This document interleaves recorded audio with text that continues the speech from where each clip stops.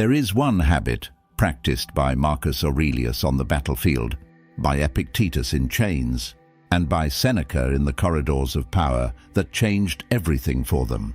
They didn't shout it from the rooftops. In fact, they barely spoke about it at all. It's the quiet discipline of turning inward, of focusing on yourself, and staying completely, powerfully silent. And today, I'm going to show you exactly how this one philosophy, practiced for over 2,000 years, can reshape your entire life. Let's begin. Think about the last 24 hours of your life. How many opinions did you give that nobody asked for? How many arguments did you get pulled into that had nothing to do with your goals? How many times did you check your phone, refresh a feed, react to something that, in 5 years, you won't even remember? This is not an accident. We live in an economy of attention, and your attention, your focus, is the most valuable thing you own. Every notification, every controversy, every viral debate is specifically designed to pull you away from the one thing that could actually change your life, yourself. You have power over your mind, not outside events. Realize this, and you will find strength. Marcus Aurelius, Meditations. Marcus Aurelius wrote those words nearly 2,000 years ago. 2,000 years, and yet they could have been written this morning, because the battle has always been the same, the battle for your mind, the story of Epictetus. Let me tell you about a man named Epictetus. He was born a slave, not just poor and a slave. He had no freedom of movement, no property, no rights. His master once twisted his leg so brutally that it broke and left him permanently lame. And yet, Epictetus became one of the most powerful philosophers in human history. Emperors studied his work. His words still echo 2,000 years later. How? Because while the world was controlling his body, Epictetus made a radical decision. He refused to let the world control his mind. He turned inward. He focused on himself. And he stayed silent about everything he could not control. Men are disturbed not by things, but by the opinions about things. Epictetus Enchiridion. This is the first and most foundational Stoic principle. The disturbance is never outside you. It's always inside you. And until you understand this, truly, bone deep understand it, the world will continue to own you. So the question becomes, what does it actually look like to focus on yourself? What does it mean to stay silent? And why is silence so powerful? That's exactly what we're going to unpack. And we're going to do it through 5 extraordinary Stoic principles that will change the way you see everything. Most people misunderstand Stoic silence. They think it means being cold, emotionless, distant, a robot in human clothing. That is not what the Stoics meant, not even close. Stoic silence is not the absence of emotion. It is the mastery of it. It is the deliberate, conscious decision to not speak. Not because you have nothing to say, but because you understand that your words carry weight and you refuse to waste them. Principle 1. Speak less, mean more. Better to remain silent and be thought a fool than to open one's mouth and remove all doubt. Adapted from Stoic tradition, Seneca, writing to his friend Lucilius, was almost obsessed with this idea. He watched people around him, wealthy senators, military generals, men of enormous power, destroy their reputations, their relationships, and their peace of mind entirely through talking too much. He wrote, "Retire into yourself as much as you can. Associate with those who will make a better man of you. Welcome those whom you yourself can improve. The process is mutual, for men learn while they teach." Seneca, Letters to Lucilius. Notice what he's saying. Retire into yourself. Associate with those who improve you. And most critically, be selective about who gets your energy. Think about how many conversations you've had in the past month that drained you, that left you feeling worse, that pulled you into other people's drama, other people's problems, other people's chaos. Now ask yourself, what would your life look like if you simply didn't engage with those conversations? This is not cruelty. This is not arrogance. This is one of the most loving things you can do for yourself and ultimately for everyone around you. Because when you protect your peace, you show up as a better person in every interaction that actually matters. Principle 2. Your silence is your strength. There's a psychological principle that the Stoics understood long before. Modern science confirmed it.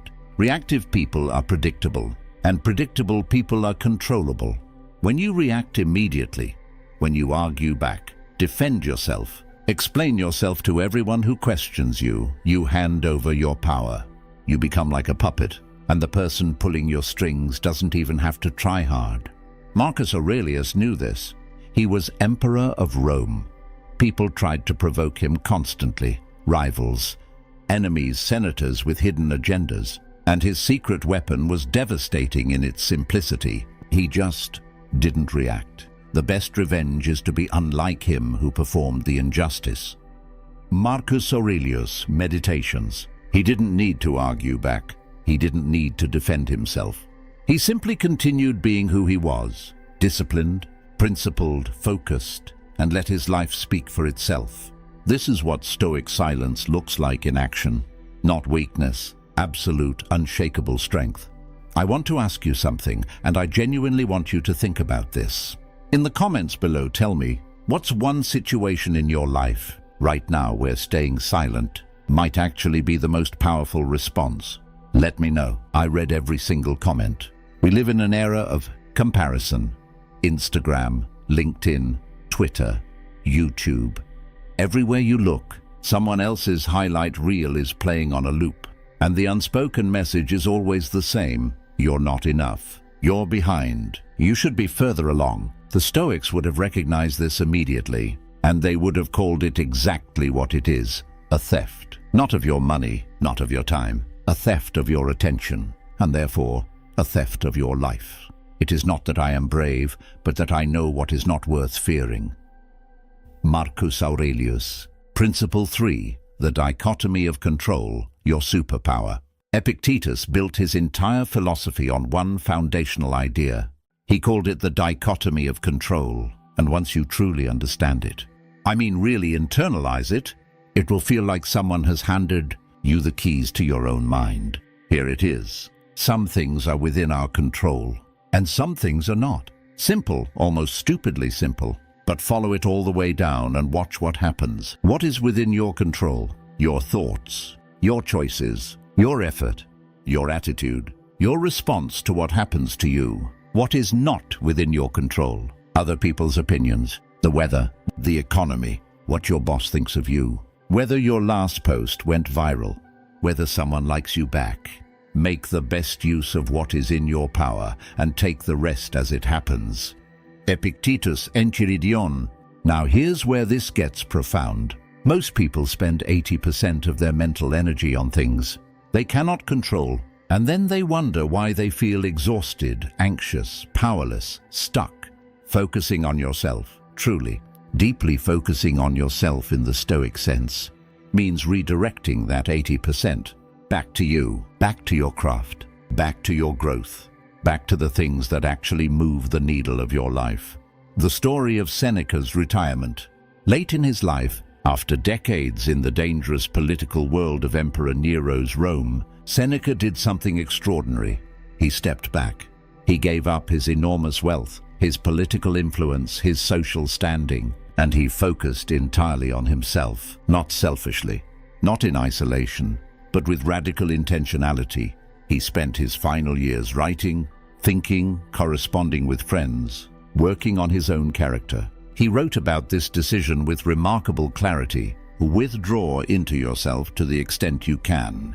Associate with those who will make you a better person. Admit only the worthy into your company. Seneca, Letters to Lucilius. Seneca understood something that most people spend their entire lives never discovering. Your inner world is the only world you truly own. And the person who cultivates their inner world with discipline and intention will eventually transform their outer world completely. And this brings us to one of the most misunderstood aspects of Stoic philosophy. The idea that focusing on yourself is somehow selfish. It is not. Let me show you exactly why. There's an old analogy about the oxygen mask on an airplane. They always tell you, put on your own mask before helping others. Not because your life is more valuable, but because if you lose consciousness, you can't help anyone. The Stoics understood this with extraordinary depth. A person who is scattered, reactive, unfocused, and drained cannot genuinely contribute to the world. A person who has cultivated their inner life, their character, their discipline, their clarity, becomes an anchor for everyone around them. Principle 4. Become a lighthouse, not a mirror. Most people are mirrors. They reflect back whatever energy the world sends them. Someone is angry at them. They get angry back. Someone criticizes them. They collapse or explode. Someone praises them. They float on cloud 9. Their entire emotional state is determined by external input. The Stoic goal is to become a lighthouse. A lighthouse doesn't react to the storm. It doesn't move when the waves crash. It doesn't change its beam based on what the weather is doing. It simply shines steadily, reliably, and in doing so, it saves lives. Nowhere can man find a quieter or more untroubled retreat than in his own soul. Marcus Aurelius, Meditations. When you focus on yourself, when you do the inner work, develop your character, master your reactions, grow in wisdom, you become that lighthouse. And the people in your life, your family, your friends, your colleagues, they feel the stability you carry. They lean on it without even knowing it. This is the paradox of Stoic self-focus. The more deeply you invest in your own growth, the more powerfully you serve others. The hidden cost of living for others' approval. Let me ask you something honestly. How much of your energy right now is going toward managing what other people think of you, your social media presence, the way you dress, the opinions you perform, the achievements you announce, the people you pretend to agree with because disagreeing feels too risky? All of that energy has a cost, and that cost is paid in the currency of your authentic self. First, say to yourself what you would be, and then do what you have to do. Epictetus was relentless about this. He watched people, educated, intelligent, well-meaning people, destroy their inner peace trying to manage their image, trying to control what they couldn't control, trying to be accepted by people who didn't even know them. And his prescription was always the same. Come back to yourself. Decide who you are. Then live that quietly, without announcement, without seeking approval. The person who needs no one's validation is the freest person in the room. This is something I think about a lot, and I'd genuinely love to know, if you're watching this right now, what's one area of your life where you've been living for others? Approval instead of your own values? You don't have to share it publicly, but just sit with that question, because the answer might be the beginning of everything changing for you. Philosophy without practice is just decoration. And the Stoics were, above all else, practitioners. So let's get specific. What does it actually look like in your daily life to focus on yourself and stay silent? Here are 5 Stoic practices that you can start implementing today. Practice 1. The Morning Silence Protocol. Marcus Aurelius began every single morning the same way. Before the palace filled with noise, before the petitioners arrived, before the responsibilities of empire descended on him, he sat, he wrote, he thought. His meditations were not written for publication. They were his private morning practice, a conversation with himself, a daily recalibration of his values. Do this. For the first 20 minutes after you wake up, do not touch your phone. Do not check your messages. Do not consume news or social media. Instead, write 3 things. Who you want to be today, what you're grateful for, and one thing within your control that you'll act on. It sounds simple. It is not easy. But Marcus Aurelius did it while running an empire. You can do it before your commute. Practice 2. The Selective Silence Rule. Seneca had a practice he called selective silence.